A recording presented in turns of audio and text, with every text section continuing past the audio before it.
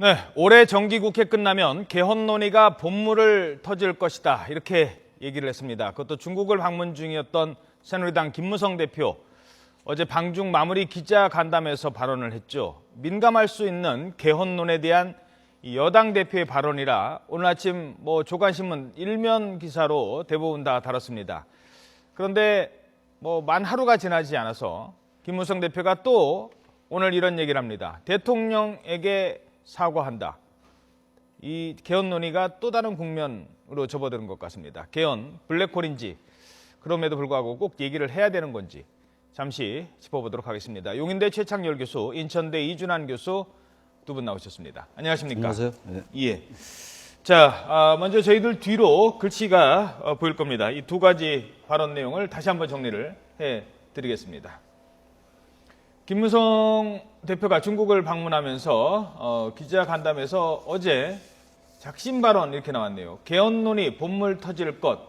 자, 이러면서 오스트리아의 이원 집정부제 얘기까지 나왔습니다. 상당히 지금 대통령이 개헌 얘기는 블랙홀이다 하지 말자라고 했는데 여당 대표가 이런 얘기를 했다라고 했거든요. 바로 오늘 아침에 또 다른 얘기를 합니다. 대통령께 죄송하다. 자, 아마 지금 개헌론이 대통령이 경제를 살리고 뭔가 지금 해보려고 하는데 자꾸 다른 얘기가 나오는 거를 좀 기분 좋아할 리가 없거든요. 어느 대통령이든. 근데 이제 이런 얘기가 나왔습니다.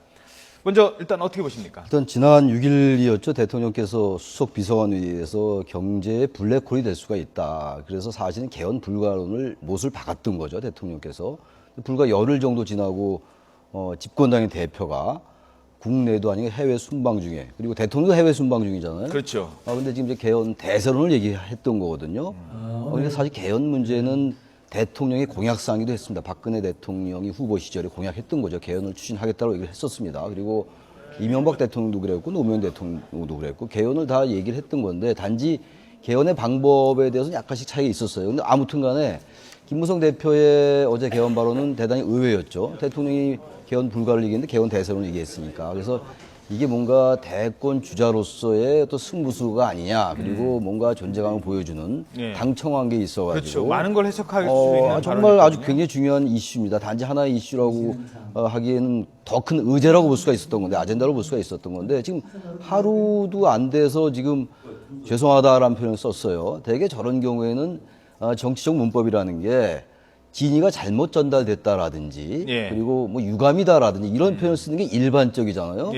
근데 아무리 집권당 대표고 대통령의 관계를 하더라도 우리는 그것을 적어도 상하 관계로 보지는 않거든요. 당과 청와대와의 당청 관계를 보고 단지 그것이 현실에 있어서 지나친 수직적 관계가 아니냐는 비판을 해왔던 거예요, 사실은. 근데 대통령께 죄송하다라는 표현은 일상적인 정치 문법으로도 대단히 그것도 의외다. 그러니까 어제 개헌 대선을 얘기한 것도 대단히 의외였지만 오늘 또다시 개헌에 대해서 대통령께 머리 숙이는 모습, 그래서 죄송하다는 표현은 역시 대단히 의외다. 일단 이렇게 총평하고 싶습니다. 예. 교수님 어떻게 보셨습니까? 예, 이제 본물이 정말 터졌고요. 막을 수가 없을 것이다. 이렇게 생각합니다. 김무성 대표가 중국에서 이 개헌 논의를 해야 되고 그게 이제 터질 것이다라고 했는데 하루 만에 이제 죄송하다라는 말 표현을 했을 때 저 최창열 교수님이 말씀하신 거랑 거의 비슷한 생각이지만 이 당위론적인 점에 대해서 상당히 민감하게 개헌 논의를 해야 된다라고 주장을 했고 의도를 했다고 하기에는 좀 어설프게 하루 만에 대통령한테 죄송하다라는 말을 할 정도였으면은 이게 한국의 정가에 미칠 파급력 이런 것까지는 이렇게 다 파악을 헤아리고서 발언을 했다라고 하기에는 좀 어려운 건 아니겠는가. 그래서 이 필요성에 대해서 원론적으로 얘기했을 것이고 또 반 정도는 이 어젠다를 가지고 이 대표로서 여당의 대표로서 향후 전국을 끌어나겠다라고 하는 구상이 있다라는 것을 비춘 것은 분명히 있다 생각합니다. 예. 자, 그러면 여기서 김무성 대표의 오늘 회의 내용 발언을 듣고 계속 질문 드리도록 하겠습니다. 오늘 아침 발언 내용입니다.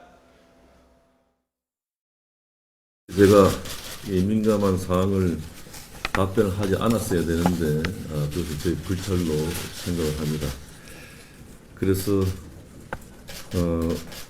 대통령께서 이태리 아셈 외고를 하고 계시는데 제가 예가 아닌 것 같아서 죄송하다는 말씀 드립니다. 저희 불찰로 연말까지 개헌 논의가 없어야 되는데 이렇게 크게 보도가 된 것에 대해서 죄송하다는 말씀 드리고, 어쨌든 원내대표와도 아침에 이야기했습니다마는 정기국 끝날 때까지 우리 당에서는 개헌 논의가 일체 없기를 바랍니다. 네. 자, 김무성 대표의 저런 어떤 돌파 방법, 이거는 어떻게 생각하십니까? 얘기를 해놨는데 보통은 그게 이제 문제가 되면 그래도 자존심이 있으니까 뭐 아까 말씀하신 대로 유감이다 뭐 이렇게 얘기를 할 수도 있는데 이거는 제가 잘못한 겁니다. 글쎄요. 죄송합니다라고 또 얘기를 했거든요. 불찰로 생각한다, 그리고 예의가 아니다라는 표현가 있었어요. 정말 이런 사과는 잘 우리가 접하기 어렵거든요.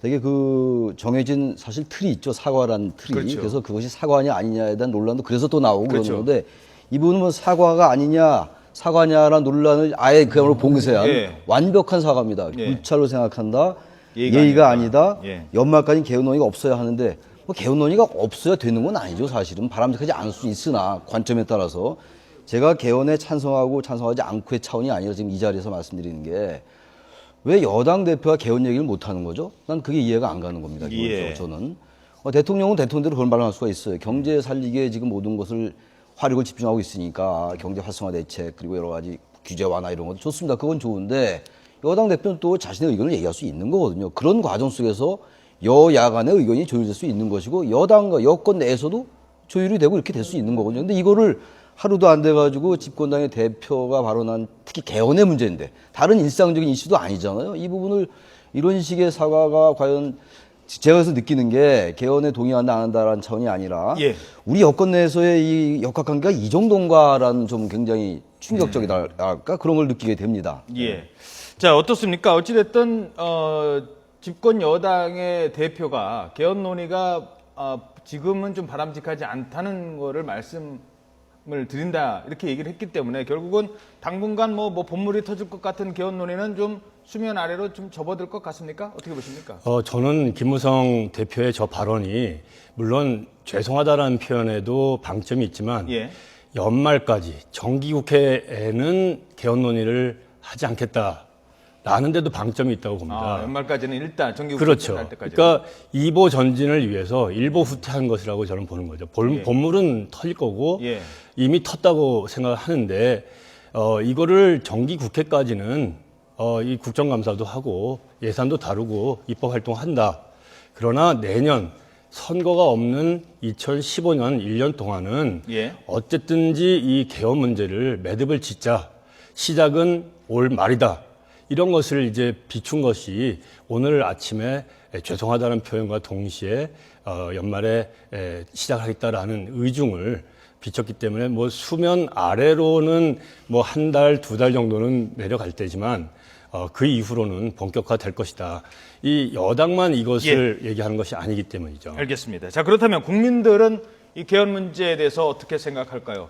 이 국민들의 생각이 사실은 중요합니다. 그런데 국민들의 생각과 개헌의 필요성에 대한, 논의의 필요성에 대한, 그리고 정치인의 생각이 조금 다릅니다. 먹고 사는 게 지금 힘들어 죽겠는데 무슨 개헌이냐라고 하는 분들이 있죠. 조금 더 많은 것 같아요. 화면 함께 보시죠. 자, 개헌 논의 필요성에 대해서 어떻게 생각하십니까? YTN과 리얼미터가 실시했던 여론조사입니다. 개헌 논의 필요성에 대해서 내년 이후로 미뤄야 한다 38.4%, 올해 안에 해야 한다 31.9%, 논의할 필요 없다 11.7%, 결국 지금은 논의하면 안 된다라는 의견이 50%에 달하는 것입니다. 반대 의견이 많은 것이죠. 자, 그렇다면 국회의원들은 어떤 생각을 할까요? 해야 한다 231명입니다. 하지 말아야 한다 18명입니다. 상당히 많습니다. 해야 한다는 게. 그렇다면 왜 필요한가 물어봤습니다. 과도한 권력 집중, 사회 변화에 뒤처져서 책임 정치 취약, 이렇게 얘기를 했습니다. 자, 이 조사는 CBS가 죄송합니다. 앞서 이 국회의원과 관련된 거는 CBS가 했습니다. 앞선 부분 국민들 생각은 YTN에 있고요. 전화 면접을 통해서 국회의원 300명을 대상으로 조사했던 내용입니다. 자, 왜 국민들의 생각과 의원들의 생각이 다를까요? 먼저 말씀해 주시겠습니까? 국회의원들 300명 가운데는 반 이상이 개헌 논의를 하는 모임에 소속이 돼 있고 예. 개헌이 필요하다. 그리고 국회의원들이 봤을 때는 이 권력이 대통령한테 너무 쏠려 있다라고 하는 것을 의식하지 않을 수가 없고 느껴왔었던 거죠. 예. 그래서 이 문제를 고치기 위해서 이 개헌이 필요하다는 것을 국회의원들은 더 절실히 느낄 것이고, 이에 비해서 국민들 입장에서는 개헌이냐 아니냐 뭐 이런 것은 이 추상적이고 실생활에 연관이 없다. 제발 그 국회의원들은 국회에서 일을 열심히 하고 또 국민들한테 일자리 만들어주는 그런 좋은 환경도 만들고 좋은 정책을 개발해서 하는 것이 더 중요하지. 예. 이 개헌은 지금 필요한 것은 당장 아니다라는 이렇게 의식의 반영으로 봅니다. 교수님 어떻게 보십니까? 저도 뭐 그렇게 보는데요. 결국은 개헌에 대한 공감대는 비록 아까 여론조사는 국민들의 여론조사와 의원들의 여론조사가 달랐습니다만 어느 정도의 공감과 필요성은 저 정도면 있다고 봐야 되는 겁니다. 왜냐하면 사실 우리가 흔히 얘기하는 87체제라는 거 1987년도 9차 개헌이 된 다음에 이 직선제가 됐잖아요. 예. 그 이후 상당한 시간이 흘렀어요. 그렇죠. 그래서 5년 단임제가 이대로는 곤란하다라는 공감대 굉장히 많은 것이기 때문에 바로 여야를 막론하고 158명이가 지금 개헌 추진에 동의하고 있는 거거든요. 아까 더 많이 나왔습니다. 그렇기 때문에 당장 개헌을 하고 안 하고의 문제를 좀 떠나서 말이죠. 그래서 박근혜 대통령께서도 후보 시절에 개헌에 대한 공약을 했던 것이거든요. 근데 막상 이제 경제가 어려우니까 그런 입장을 바꿀 수는 있으나 개헌에 대한 논의가 이렇게 하면 된다 안 된다 얘기해서 안 되는 건 아닌 것 같아요. 분명히 권력에 대한 집중이 꼭 대통령제, 우리나라의 대통령제뿐만이 아니라 일반적인 대통령제 국가에서는 많이 단점으로 나타나고 있는 걸 우리가 목도하고 있거든요. 그래서 어떤 형태로든 간에 선거제도나 정당제도의 변화와 맞물리는 그런 권력 구조의 변화 같은 것은 당장 국민이 대다수가 동의하지 않는다 하더라도요. 정치권에서 저는 그런 논의가 예. 때문에 정기국회 끝난 다음이라도 있는 것 자체가 좀 바람직하다라는 알겠습니다. 생각을 좀 합니다. 자, 지금 뭐 혹시 뭐 다 아실 내용입니다만 혹시 오해가 있을 수 있어서요. 개헌 논의가 필요하다는 의견은 70%입니다. 개헌에 대해서 얘기를 해야 된다는 건 70%인데 지금이냐 아니냐라는 거에 대해서는 지금은 아니다라는 게 국민들의 생각이 더 많다는 점을 말씀드리겠습니다. 마지막으로 어제 김무성 대표가 얘기했던 그 오스트리아식 개헌, 이원 집정부제 얘기했는데 그 얘기만 국민들께 설명 간단하게 드리고 다음 얘기 넘어가도록 하죠. 오스트리아식 이원 집정부제가 뭡니까, 교수님? 이원이라고 하는 것은 국가 수반하고 정부의 수반이 둘이 따로따로 있다는 것을 의미합니다. 다시 말한다면 대통령이 국가의 수반으로서 외치를 담당하고 정부의 수반인 총리가 내정을 다 한다, 이런 것이 이제 이원집정부이죠. 그런데 이 이원집정부제가 한국에서 논의가 되는 배경은 권력을 좀 나누는 거 아니냐라고 하는 것의 반영인데요. 저는 좀 달리 생각합니다. 국민들이 생각했을 때 권력을 분산해야 될 정도로 이 한국의 정치 체제가 문제다. 국회의원들이 생각했을 때 그게 문제다라면 과연 정말 외정과 내정을 대통령이 다 해서 권력이 집중돼 있다고 보는 것이냐? 저는 이건 아니라고 보거든요. 그것과 무관하게 대통령이 행정부뿐만 아니라 입법부, 사법부 이거 위에 다 모든 제왕적으로 군림하고 있다. 그래서 이게 문제다라는 거지, 내정과 외정을 다 하기 때문에 권력이 집중돼 있다라고 하는 게 아니죠. 예.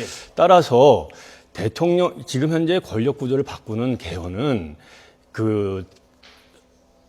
국가의 수반하고 정부의 수반 둘로 나눠서 외치와 내치를 구분하는 것이 아니라 예. 입법부의 권력을 예. 더 많이 대통령이 가지고 있었던 입법권이나 정부 발의권이나 예. 예산 제출권들을 국회에다 과감하게 이양시키는 것이 오히려 대통령의 권한을 예. 축소시키는 거라고 봅니다. 알겠습니다. 자, 뭐 개헌과 관련해서 또 질문을 드리고 싶고 또 뭐 이런 언론에서 아마 분명히 이런 얘기 접근을 할 겁니다. 김무성의 반란인가? 이렇게 정무적인 접근을 할 텐데요. 저희는 그 접근을 하지 않기로 했습니다. 왜냐? 헌법을 다루는 문제이기 때문에 이 헌법 87년 우리는 호원 철폐, 독재 타도를 외치면서 지켜온 헌법입니다. 이 헌법을 바꾸느냐 안 하느냐, 이 중차대한 문제를 대통령과 그렇죠. 여당 그것은 대표의 예. 무슨 권력 다 이걸로 볼 사안이 아니기 때문에 여기까지만 이거 듣도록 하나만 딱 말씀드릴게요. 예. 이원 집정부제라는 거 지금 우리 이진환 교수가 잘 설명해 주셨는데 예. 잘만 운영된다면 대통령제와 내각제의 장점들이 나타날 수가 있으나 만약에 잘못 운영된다면 그 대통령이 속한 정파와 총리가 속한 정파가 다를 경우에는요. 대통령제와 의원 내각제의 나쁜 점은 아주 조합해서 나타날 수 있다는 것은 꼭 말씀드리고 싶습니다. 알겠습니다. 자, 이제 다음 얘기 해보도록 하겠습니다. 어제 어느 분이 기자회견을 했습니다. 취임 기자 간담회인데요. 화면 함께 보시겠습니다. 자, 바로 김성주 대한적십자사 총재 취임 기자 간담회였는데요. 사진 함께 보시겠습니다. 하얀 캐주얼 바지 차림에 흰 운동화. 역시 취임 패션도 눈길을 끌 만큼 남다르죠. 김성주 적십자사 총재인데요. 기자들을 일부러 불러서 만든 자리라고 합니다. 기자들이 뭐라 질문을 했을까요? 뭘 제일 궁금해했을까요?